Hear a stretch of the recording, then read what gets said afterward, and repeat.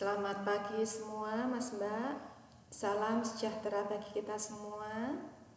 Hari ini kita di pertemuan kelima Mas Mbak semua membahas materi tentang etika politik dan etika ekonomi kaitannya dengan PKN. Mas Mbak semua, ini nanti pastinya kita akan mengetahui ya dari pengertian etika, kemudian kaitannya etika politik dan etika ekonomi seperti itu. Mas Mbak semua, di sini kita lihat ya dari pengertian etika. Istilah dan pengertian etika secara kebahasaan etimologi berasal dari bahasa Yunani adalah ethos, yang berarti watak, kesusilaan, atau adat kebiasaan. Biasanya, etika berkaitan erat dengan perkataan moral yang berasal dari bahasa Latin yaitu mos, dan dalam bentuk jamaknya mores, yang berarti juga adat kebiasaan atau cara hidup seseorang dengan melakukan perbuatan yang baik ya, dan menghindari hal-hal yang bertindakan yang buruk. Artinya Mas Mbak semua, untuk etika ini pastinya kita belajar dari kesusilaan, watak kesusilaan ya. Kemudian pastinya etika itu berkaitan dengan perkataan moral. Setelah kita mengetahui etika ya, tadi pengertian etika bahwa etika juga dari perkataan moral, watak seperti itu, maka kita lihat di sini dari macam-macam etika. Etika yang pertama adalah etika deskriptif. Etika yang menelaah secara kritis dan rasional tentang sikap dan perilaku manusia, serta apa yang dikejar oleh setiap orang dalam hidupnya sebagai sesuatu yang bernilai. Artinya, etika deskriptif tersebut berbicara mengenai fakta secara apa adanya, yakni mengenai nilai dan perilaku manusia sebagai suatu fakta yang terkait dengan situasi dan realitas yang membudaya. Dapat disimpulkan bahwa tentang kenyataan dalam penghayatan nilai atau tanpa nilai dalam suatu masyarakat yang dikaitkan dengan kondisi tertentu memungkinkan manusia dapat bertindak secara etis ya. Inilah Mas Mbak semua yang dinamakan dengan etika deskriptif ya. Pastinya di dalam etika deskriptif ini kita berbicara mengenai fakta secara apa adanya.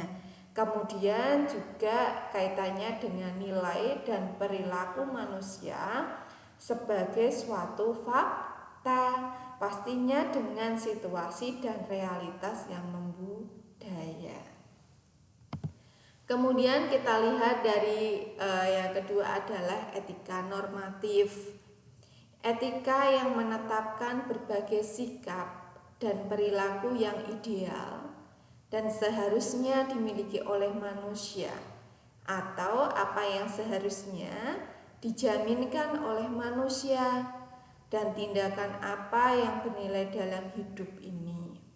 Jadi, etika normatif merupakan norma-norma yang dapat menuntun agar manusia bertindak secara baik dan menghindari hal-hal yang buruk sesuai dengan kaidah atau norma yang disepakati dan berlaku di masyarakat. Inilah Mas Mbak semua yang dinamakan dengan etika normatif. perlu Anda ingat tadi bahwa macam-macam etika itu ada etika deskriptif dan juga ada etika normatif. Etika deskriptif tadi kaitannya dengan fakta, kenyataan ya. Nah, sedangkan etika normatif ini merupakan norma-norma yang dapat menuntun manusia bertindak secara baik dan pastinya menghindari hal-hal yang buruk seperti itu. Kemudian setelah Anda mengetahui dari etika normatif, etika deskriptif tadi, Anda bisa mempelajari bahwa di dalam etika ya, di mana etika deskriptif pasti Anda mengetahui bahwa kaitannya dengan realita ya, dengan fakta seperti itu ya. Nah, maka kita lihat dari sekarang di sini nilai Pancasila sebagai etika politik ya. Kita mengetahui bahwa negara Indonesia yang berdasarkan sila pertama bukanlah negara teokrasi yang mendasarkan kekuasaan negara dan penyelenggara negara dalam legitimasi religius, melainkan legitimasi hukum serta legitimasi demokrasi. Walaupun dalam negara Indonesia tidak mendasarkan pada legitimasi religius, namun secara moralitas kehidupan negara harus sesuai dengan nilai-nilai yang berasal dari Tuhan, terutama hukum serta moral dalam kehidupan negara. Inilah Mas Mbak semua, bahwa nilai Pancasila sebagai etika politik Anda bisa melihat dari sila yang pertama ya. Kemudian di sini kita lihat bahwa negara dan legitimasi religius itu merupakan dasar dari kehidupan negara, yang dimana untuk negara Indonesia ini mendasarkan untuk legitimasi religius secara moralitas di dalam kehidupan negara, pastinya sesuai dengan nilai-nilai yang berasal dari Tuhan, yang pastinya untuk hukum moral dalam kehidupan negara. Kemudian kita lihat di dalam etika politik menuntut agar kekuasaan dalam negara itu dijalankan sesuai dengan asas legalitas, yaitu pastinya dijalankan sesuai dengan hukum yang berlaku, di mana asas legalitas ini Mas Mbak semua di dalam etika politik ini menuntut agar kekuasaan itu dijalankan sesuai dengan asas legalitas atau legitimasi hukum. Kemudian disahkan dan dijadikan secara demokrasi ya, harus disahkan dan dijadikan secara demokrasi, yaitu legitimasi demokrasi. Kemudian dilaksana dengannya legitimasi moral ya, artinya tadi Mas Mbak semua kaitannya dengan legitimasi hukum, legitimasi demokrasi, legitimasi moral. Ini merupakan etika politik yang pastinya akan menuntut agar kekuasaan dalam negara itu dijalankan sesuai dengan yang sebenar-benarnya seperti itu ya. Kemudian kita lihat Mas Mbak semua dari makna nilai-nilai Pancasila dalam etika politik. Pancasila sebagai dasar falsafah bangsa dan negara yang merupakan satu kesatuan nilai yang tidak dapat dipisah-pisahkan dengan masing-masing sila-silanya. Karena jika dilihat dari satu persatu, dari masing-masing sila itu dapat saja ditemukan dalam kehidupan berbangsa yang lainnya.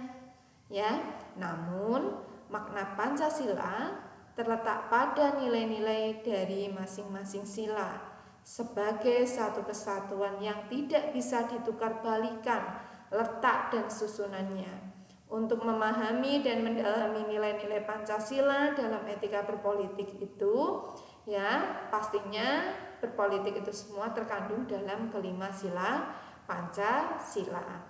Mas semua, bahwa makna nilai-nilai Pancasila di dalam etika politik ini pastinya di nilai-nilai Pancasila nilai-nilai dari masing-masing sila itu pastinya tidak bisa ditukar balikan. Yang perlu Anda pahami dan pastinya memahami dari mendalami nilai-nilai Pancasila, ya. Kemudian kita lihat yaitu yang ketuhanan yang Maha Esa. Ketuhanan berasal dari kata Tuhan, Sang Pencipta seluruh alam. Yang Maha Esa berarti Maha Tunggal. Tidak ada sekutu dalam zatnya, sifatnya, dan perbuatannya. Atas keyakinan demikianlah, maka negara Indonesia berdasarkan pada ketuhanan yang Maha Esa, dan negara memberikan jaminan sesuai dengan keyakinan dan kepercayaan, ya, dan kepercayaannya untuk beribadah dan beragama.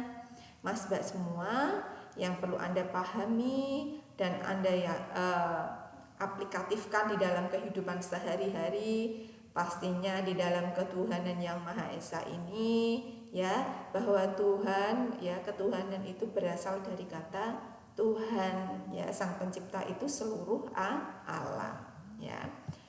Kemudian kita lihat hubungan agama dan negara. Dalam paham teokrasi, hubungan agama dan negara itu digambarkan sebagai dua hal yang tidak dapat dipisahkan. Ya, Mas Mbak semua perlu Anda ketahui bahwa hubungan agama dan negara itu tidak dapat dipisahkan. Karena pastinya satu sama lain itu kaitannya dengan agama dan negara itu saling berhubungan, Mas Mbak semua. Ya, negara menyatu dengan agama. Karena pemerintahan dijalankan berdasarkan firman-firman Tuhan. Segala tata kehidupan dalam masyarakat, bangsa, dan negara dilakukan atas titah Tuhan. Dengan demikian, urusan kenegaraan atau politik dalam paham teokrasi juga diyakini sebagai manifestasi firman Tuhan. Mas Mbak semua perlu Anda pahami dan ketahui, ya. Perlu Anda berpikir berulang-ulang kali. Ketika Anda sudah mengetahui di sini, ya, bahwa Anda mengetahui hubungan agama dan negara seperti itu, ya, pastinya Anda akan lebih memahami, ya, bahwa negara itu menyatu dengan agama seperti itu. Kemudian kemanusiaan yang adil dan beradab. Kemanusiaan berasal dari kata manusia, yaitu makhluk yang berbudaya dan memiliki potensi pikir, rasa, karsa, dan cipta, ya. Bahwa kita ketahui, ya, manusia itu, ya, merupakan makhluk yang berbudaya, Mas Mbak semua, dan memiliki potensi pikir, rasa, karsa, dan cipta. Kenapa saya ulangi? Karena pastinya di sini perlu digarisbawahi. Dengan akal nuraninya manusia menyadari nilai-nilai dan norma-norma. Adil berarti wajar, ya, yaitu sepadan dan sesuai dengan hak dan kewajiban seseorang. Beradab kata pokoknya adalah adab, ya, sinonim dengan sopan, berbudi luhur dan susila. Beradab artinya berbudi luhur, berkesopanan, dan bersusila. Hakikatnya terkandung dalam pembukaan Undang-Undang Dasar 1945 alinea pertama, bahwa sesungguhnya kemerdekaan itu ialah hak segala bangsa, dan oleh sebab itu penjajahan di atas dunia harus dihapuskan karena tidak sesuai dengan pri kemanusiaan dan pri keadilan. Mas Mbak semua, di sini Anda mengetahui bahwa kata adil itu wajar ya. Kemudian bahwa makhluk itu ya, makhluk manusia ya, makhluk yang berbudaya kita itu ya, punya potensi, rasa, pikir, karsa, dan cipta. Kemudian negara mengakui hak asasi manusia. Negara mengakui hak asasi manusia dengan membentuk Komnas HAM, Komisi Nasional ya. Hak asasi manusia pada awalnya dibentuk dengan Kepres nomor 50 tahun 1993. Pembentukan komisi ini merupakan jawaban terhadap tuntutan masyarakat maupun tekanan dunia internasional tentang perlunya penegakan hak asasi manusia di Indonesia. Kemudian dengan lahirnya Undang-Undang Republik Indonesia nomor 39 tahun 1999 tentang hak asasi manusia yang di dalamnya mengatur tentang Komnas HAM bab 8 pasal 75 sampai dengan 99. Maka Komnas Hak Asasi Manusia yang terbentuk dengan keputusan Presiden ini adalah tersebut harus menyesuaikan dengan UU RI nomor 39 tahun 1999 bahwa Mas-Mbak semua, negara itu mengakui hak asasi manusia. Pastinya hak asasi manusia ini harus dijunjung tinggi ya, karena kita bisa melakukan kaitannya dengan hak asasi manusia, kita berhak untuk berbicara, kita hak ya, kita mempunyai hak untuk pastinya aman, adil seperti itu ya, Mas-Mbak semua. Kemudian Persatuan Indonesia. Persatuan berasal dari kata satu, artinya utuh, tidak terpecah-pecah. Persatuan mengandung pengertian bersatunya bermacam-macam corak yang beraneka ragam menjadi satu kebulatan. Sila Persatuan Indonesia ini mencakup persatuan dalam arti ideologis, politik, ekonomi, sosial, budaya, dan hankam. Hal ini sesuai dengan pembukaan Undang-Undang Dasar 1945 alinea keempat yang berbunyi, kemudian daripada itu, untuk membentuk suatu pemerintah negara Indonesia yang melindungi segenap bangsa Indonesia dan seluruh tumpah darah Indonesia. Mas-Mbak semua, Persatuan Indonesia pastinya Mas-Mbak semua tahu bahwa kita itu mempunyai ya, persatuan ini mengandung pengertian bersatu. Bersatu karena apa? Karena kita macam-macam corak dan beraneka ragam. Maka di sini kita harus bersatu. Persatuan Indonesia ya. Ketika kita sudah mengetahui tadi, maka kita lihat contoh etika politik. Kita lihat dari Gita Wirjawan ya, Mas-Mbak semua. Maka kita bisa mengetahui contoh etika politik. Jadi ketika kita berpolitik pasti harus ada etikanya. Maka Mas-Mbak semua kita lihat dari contoh etika politik ini ya, kita lihat dari Gita Wirjawan memilih mundur dari jabatannya sebagai Menteri Perdagangan. Kita lihat bahwa dalam di sini itu ya, kita ini mengaku ingin berkonsentrasi pada keikutsertaannya dalam konvensi calon presiden Partai Demokrat. Nah, ini kaitannya pastinya Mas-Mbak semua masih karena masih dalam dulu kepemimpinannya Pak Presiden SBY, maka kita lihat di sini bahwa Gita Wirjawan itu menerima ya permintaan mundur ya, SBY menerima permintaan mundur Gita Wirjawan. Bahkan Presiden SBY menegaskan bahwa pilihan mundur kita merupakan wujud etika politik yang perlu dicontoh. Karena Anda lihat bahwa di sini kita itu mengaku ingin berkonsentrasi pada keikutsertaannya dalam konvensi calon presiden Partai Demokrat. Maka dia juga tidak mau menduakan tenaganya sebagai Menteri Perdagangan dan sebagai peserta konvensi calon presiden Partai Demokrat. Ya, inilah kita harus memilih salah satu, Mas Mbak semua. Nah, memilih salah satu ini dari Dita Wirjawan merupakan contoh etika politik yang pastinya Presiden SBY yang dalam kepemimpinannya dulu itu memberikan contoh etika politik seperti ini ya, bahwa Dita Wirjawan telah melakukan contoh etika politik.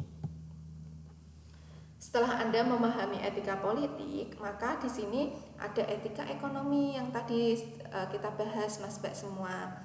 Etika ekonomi adalah perilaku ekonomi yang mempunyai norma-norma ya dalam ekonomi, baik secara pribadi, institusi, serta dalam mengambil keputusan di bidang ekonomi, supaya dapat terwujudnya ekonomi yang jujur dan dapat melahirkan persaingan yang sehat dan dapat mendorong terbentuknya kerjasama untuk membantu perekonomian yang lebih maju.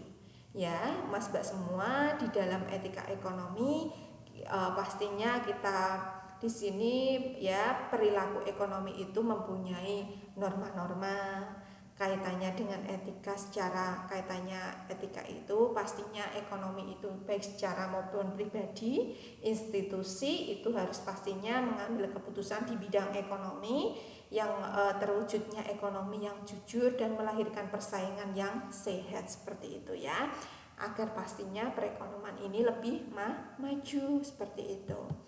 Kemudian kita lihat dari prinsip-prinsip etika ekonomi. Secara umum, prinsip-prinsip yang dipakai dalam bisnis itu tidak akan pernah lepas dari kehidupan keseharian kita, Mas Mbak semua. Namun prinsip-prinsip yang berlaku dalam bisnis sesungguhnya adalah implementasi dari prinsip etika pada umumnya. Prinsip otonomi ya. Prinsip otonomi ini orang bisnis yang otonom sadar sepenuhnya akan apa yang menjadi kewajibannya dalam dunia bisnis. Ia akan sadar dengan tidak begitu saja mengikuti norma dan nilai moral yang ada, namun juga melakukan sesuatu karena tahu dan sadar bahwa hal itu baik, karena semuanya sudah dipikirkan dan dipertimbangkan secara masa ya. Kemudian setelah prinsip otonom, di sini prinsip kejujuran. Bisnis tidak akan bertahan lama jika tidak ada kejujuran. Karena kejujuran merupakan moral utama untuk memperoleh kepercayaan dari mitra bisnisnya, baik berupa kepercayaan komersial, material maupun moral ya. Kejujuran menuntut adanya keterbukaan dan kebenaran. Mas Mbak semua, perlu Anda pahami dan ketahui bahwa bisnis itu pastinya harus jujur ya, harus jujur, karena pastinya dengan jujur itu nanti akan membangun ya pastinya kepercayaan dan mitra bisnis seperti itu. Kemudian prinsip keadilan. Prinsip ini menuntut agar setiap orang diperlakukan secara sama sesuai dengan aturan yang adil dan kriteria yang rasional, objektif dan dapat dipertanggungjawabkan. Keadilan berarti tidak ada pihak yang dirugikan hak dan kepentingannya. Ya, bahwa adil Mas Mbak semua di sini tidak ada yang dirugikan hak dan kepentingannya. Prinsip keadilan merupakan aturan yang adil dan kriteria yang rasional, objektif dan dapat dipertanggungjawabkan. Kemudian prinsip saling menguntungkan. Prinsip ini menuntut agar semua pihak berusaha untuk saling menguntungkan satu sama lain dalam dunia bisnis ya. Prinsip ini menuntut persaingan bisnis haruslah bisa melahirkan suatu win-win situation ya, win-win solution. Prinsip integritas moral. Prinsip ini menyarankan dalam berbisnis selayaknya dijalankan tetap menjaga nama baiknya dan nama baik perusahaan. Ya, perlu Anda pahami bahwa tadi prinsip saling menguntungkan, ya. Jadi tidak ada yang dirugikan. Ya, untuk prinsip ini pastinya menuntut semua pihak itu saling menguntungkan satu sama lain. Kemudian untuk prinsip integritas moral ini pasti harus menjaga, ya, menjaga nama baiknya dengan prinsip-prinsip yang sudah ditentukan itu tadi, Mas Mbak semua, agar integritas nama baik perusahaan itu selalu tersemat di dalam benak semuanya, ya. Maka Mas Mbak semua, di sini kita sudah memahami dari pengertian etika, tadi kaitannya etika ada deskriptif dan normatif, kemudian ada nilai-nilai etika dalam Pancasila, Mas Mbak semua. Sekarang Anda menjawab pertanyaan-pertanyaan di bawah ini dengan baik dan benar. Yang pertama, apakah yang dimaksud dengan etika deskriptif dan etika normatif, ya? 2. Sebutkan dan jelaskan nilai-nilai etika dalam Pancasila. Mas Mbak semua, Anda menjelaskan di sini nanti juga secara singkat saja, ya. Terima kasih Mas Mbak semua atas perhatiannya. Perlu saya ingatkan bahwa jangan lupa Mas Mbak semua untuk login di Siakat untuk pertemuan kelima pagi hari ini, ya. Untuk kelas pagi Mas Mbak semua perlu Anda ingat, ya. Untuk pastinya ketika Anda sudah login di Siakat, Anda tercatat sebagai peserta atau Anda tercatat sebagai mahasiswa yang hadir pada pertemuan kelima hari ini, ya. Terima kasih Mas Mbak semua atas perhatiannya. Mohon maaf apabila ada salah-salah kata. Selamat pagi. Wassalamualaikum warahmatullahi wabarakatuh.